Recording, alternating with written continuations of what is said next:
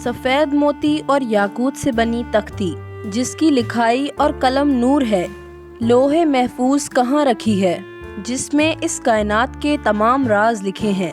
लोहे महफूज पर किस फरिश्ते की ड्यूटी लगाई गई है और क्या इस लौह के अंदर लिखी तकदीरों को बदला जा सकता है। यही हमारी आज की इस वीडियो का मौजू होगा, लिहाजा वीडियो को आखिर तक ज़रूर देखिएगा। आप तमाम देखने और सुनने वालों को अस्सलामु अलैकुम। लोहे महफूज एक ऐसी किताब या तख्ती है जिसमें इस कायनात की इब्तिदा से लेकर इंतहा तक की सभी छुपी और ज़ाहिरी बातें लिखी हुई हैं। यहाँ तक कि हर इंसान और जानवर की तकदीरें भी कि वो कब पैदा होगा, कैसे ज़िंदगी गुजारेगा, उसे कितना रिस्क दिया जाएगा और उसकी ज़िंदगी में कौन कौन से हादसात होंगे और उसकी मौत कब और कैसे होगी, वो जन्नती होगा या जहन्नमी होगा। मुख्तसर ये कि इस कायनात की हर छोटी बड़ी राज इस तख्ती में तहरीर है। मुफस्सिरीन ने लिखा है कि तमाम नबियों पर नाजिल होने वाली आसमानी किताबें भी लोहे महफूज से नकल की गई हैं। इसी बिना पर कुरान में लोहे महफूज को उम्मुल किताब कहा गया है। दरअसल जिस तरह अल्लाह तबारक व तआला की वहदानियत पर और अल्लाह के तमाम रसूलों पर ईमान लाना ज़रूरी है, इसी तरह अल्लाह ताला के फरिश्तों पर, अर्श व कुर्सी पर, क़यामत के कायम होने पर और लोहे महफूज पर ईमान लाना ज़रूरी है। दरअसल लोह अरबी ज़ुबान में तख्ती को कहते हैं और महफूज के माने वो चीज़ जिसकी हिफाजत की जाए, यानी ये एक महफूज तख्ती है क्योंकि ये शयातीन की पहुँच से बाहर है और हर तरह की कमी पेशी से पाक है। रिवायत में आता है कि अल्लाह ताला ने ज़मीन व आसमान को तख्लीक करने के 50 साल पहले लोहे महफूज को तख्लीक फरमाया। अल्लाह ताला ने जब कलम और लोहे महफूज को पैदा फरमाया तो अल्लाह ने कलम को ये हुक्म दिया कि लिख।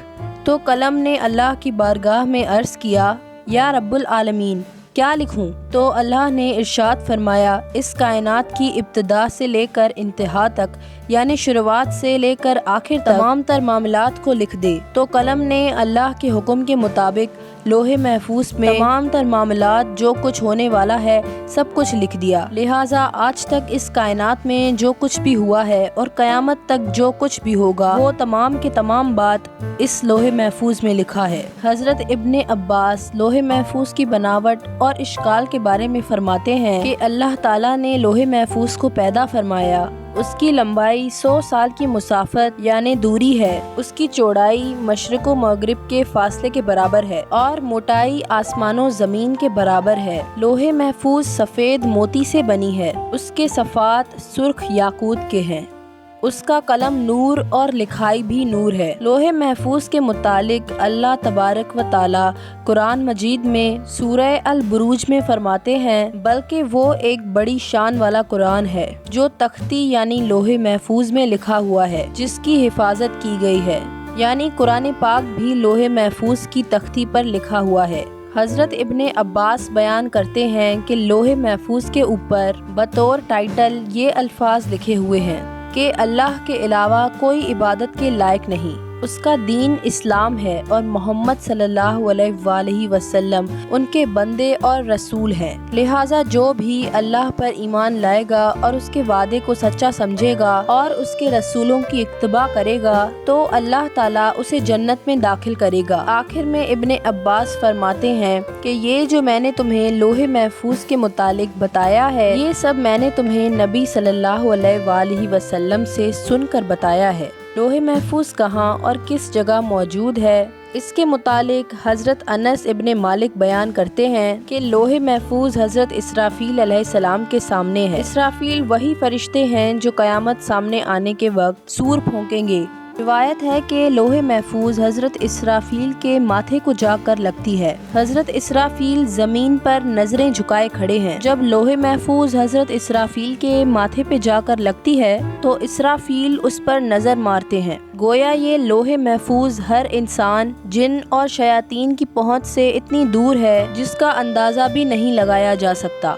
लोहे महफूज माबादत तबियात में से है और उसे हवासे खमसा के जरिया इतरात नहीं किया जा सकता। यानी लोहे महफूज के वर्क, लिखाई, अल्फाज, कलम कैसे हैं ये इंसानी अकल से ऊपर की बातें हैं। अब सवाल ये उठता है कि लोहे महफूज में मौजूद तकदीरें और उमूर का कायनात में किस तरह नुज़ूल होता है। दरअसल लोहे महफूज से पूरा प्रोग्राम लोहे दुइम पर आता है, जो लोहे महफूज जैसी एक और तख्ती है। लोहे दुइम से ये प्रोग्राम अलग अलग इनफरादी तौर पर तमाम जानदारों तक पहुंचाया जाता है, लेकिन अब इस प्रोग्राम में इंसानी इरादे भी शामिल होते हैं। मसलन अगर लोहे महफूज में ये प्रोग्राम नशर हुआ है कि किसी आदमी को एक काम करना है, लिहाजा ये काम इंसानी जहन पर इसी तरह वारिद होता है। अब इंसान इसमें अपना ज़ाती इरादा शामिल करता है और वो इस काम को सर अंजाम देता है। यानी हर उमूर और काम में इंसान को नीयत और इरादे करने का मुकम्मल इख्तियार होता है। इससे ये बात साबित हो जाती है कि हम जो बुरे काम या बुरे अमाल करते हैं वो इसलिए है क्योंकि वो लोहे महफूज में लिखे हैं। ये बात बिल्कुल गलत है।